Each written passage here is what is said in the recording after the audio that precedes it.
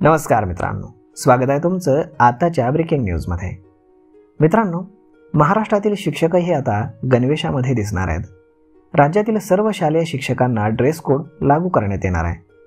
Dress कोडसाठी शासन निधी उपलब्ध करून देण्यात येणार असल्याचं शालेय शिक्षण मंत्री दादा भुसे यांनी सांगितलंय।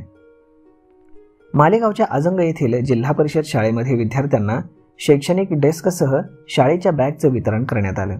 यावेळी दादा भुसे बोलत होते। आता शिक्षकांना ड्रेस कोड लागू झाल्यास पुढील काळामध्ये विद्यार्थ्यांसोबत शिक्षकही आता गणवेशामध्ये दिसणार आहेत। नाशिकच्या मालेगाव तालुक्यातील अजंग येथील जिल्हा परिषद शाळेमध्ये ONGC आणि अवंत फाउंडेशनच्या कॉर्पोरेटच्या रिस्पॉन्सिबिलिटी म्हणजेच CSR अंतर्गत विद्यार्थ्यांना शैक्षणिक डेस्कसह शाळेच्या बॅगचं वितरण करण्यात आलेलं आहे। यावेळी मंत्री भुसे बोलत होते।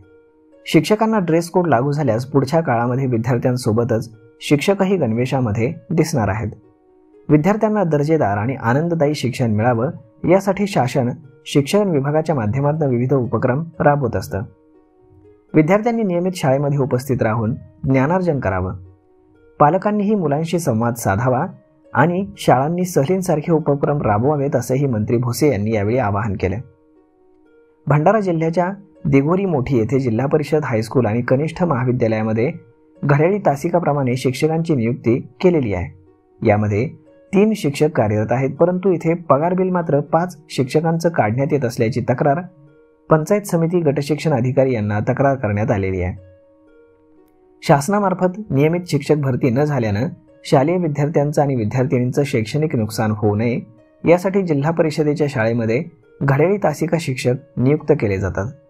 परंतु भंडारा जिल्ह्यातील दिघोरी मोठी येथील जिल्हा परिषद हायस्कूल तथा कनिष्ठ महाविद्यालयामध्ये घड्याळी तासिका नियुक्ती 3 शिक्षकांची मात्र पगार बिल 5 शिक्षकांचं अशी तक्रार पंचायत समिती गटशिक्षण अधिकारी यांना देण्यात आली। त्या तक्रारीच्या अनुषंगानं गटशिक्षण अधिकारी यांनी शाळेला भेट देत चौकशी केली। त्यामध्ये काही त्रुटी आढळलेल्या आहेत। हायस्कूलच्या शिक्षकांचा पगार माध्यमिकमधून काढत असल्याचा प्रकार समोर देखील आलेला आहे। त्या संदर्भामध्ये मुख्याध्यापक यांनी वरिष्ठ अधिकाऱ्यांना देखील माहिती दिलेली नाही।